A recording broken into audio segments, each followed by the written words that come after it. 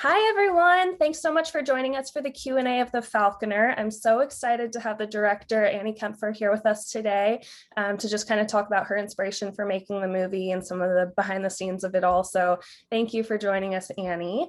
I just want to start off by thanking our major sponsors, and then also I want to thank the sponsors of this film, the Coastal Awakening through the Shanbaum Family Foundation. So thank you guys.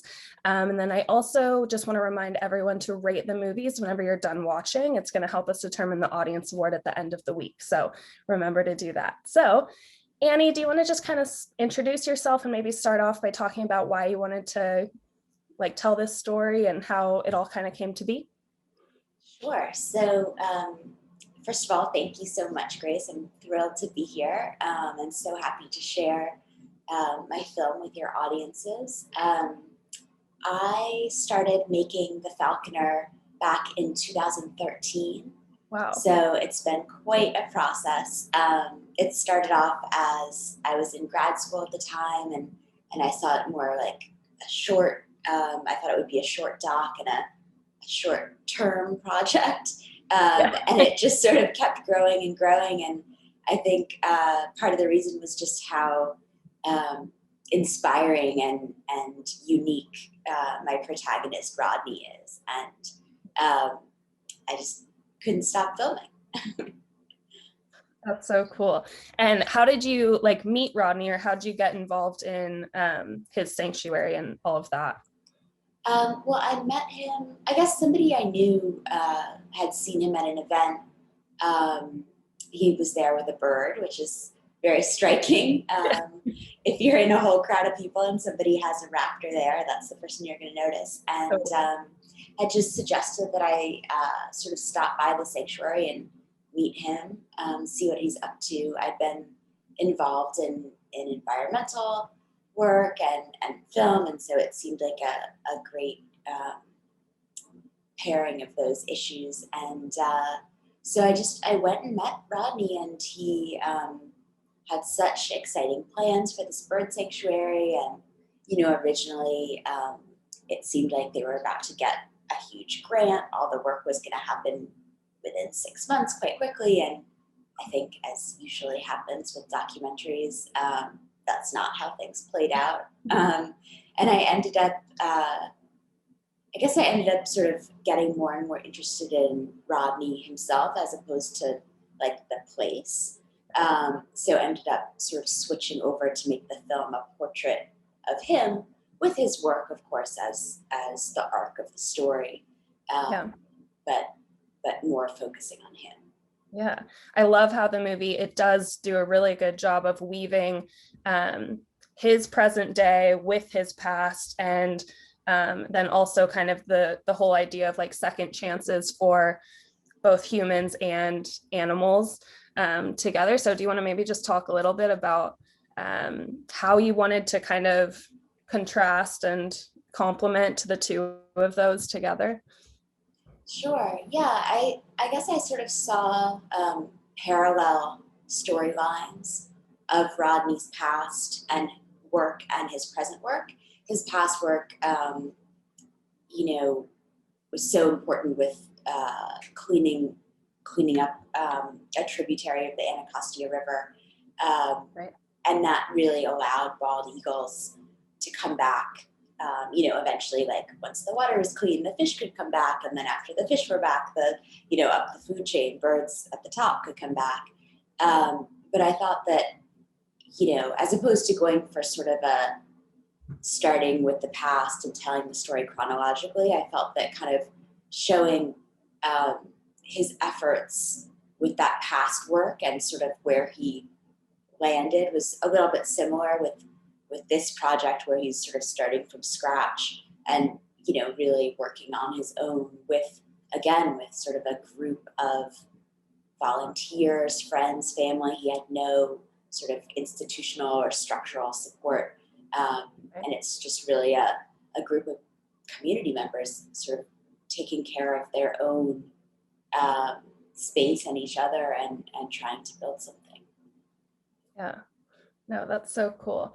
I know that obviously nature is a big part of this movie and wildlife in general. And Rodney talks a few times about like nature is healing, nature is yeah, it's a medicine almost. So what did you want people to kind of come out of this film feeling, or like what are some action steps, I guess, that we can take coming out of this film, and just kind of remembering that and helping move it forward in a positive way?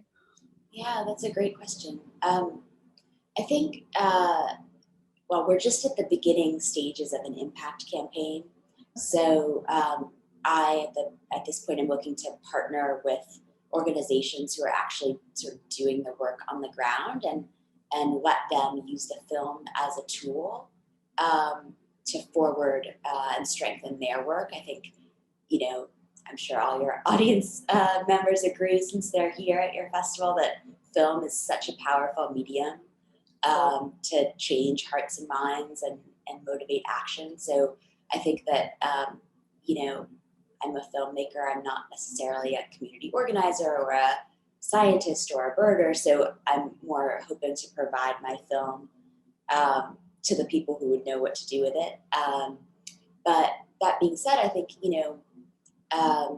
each of us can just sort of realize the importance of nature and have a little bit of thought about our own access to nature versus maybe other communities, other people's access, and think about sort of what you can do to I don't know, channel resources, or just amplify the message of organizations that are trying to get everybody outside and get equal enjoyment of nature. But if any of your viewers do have ideas for organizations or corporations even that might like to show the film to their constituents, I'd be so grateful. And on the film's website, we do have a screening request form.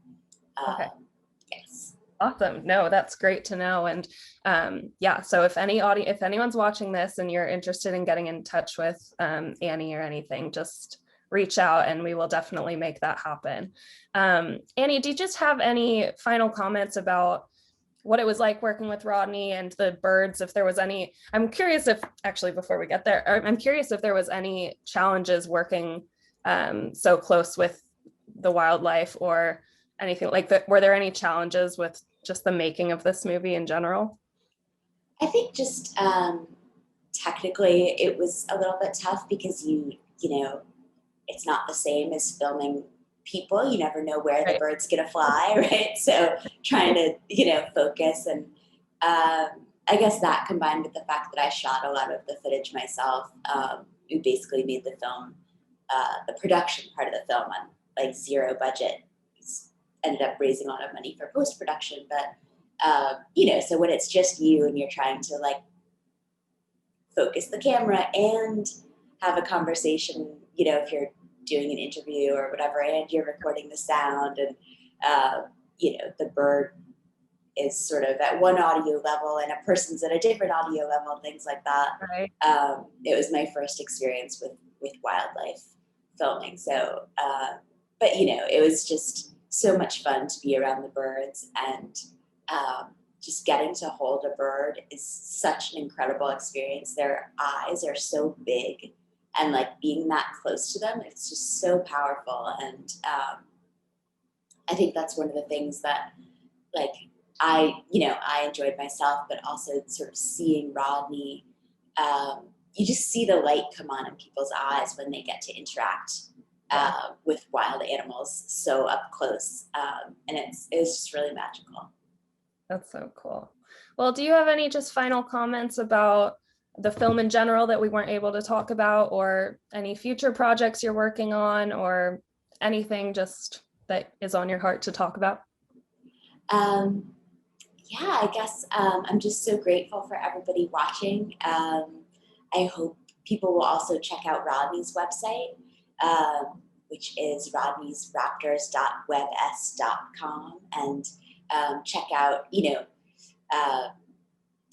I was only able to include certain things in the film. We have hours and hours more of footage and things I would have loved to include that ended up on the cutting room floor. And so, if people check out his website, they can see all of the different things he's up to.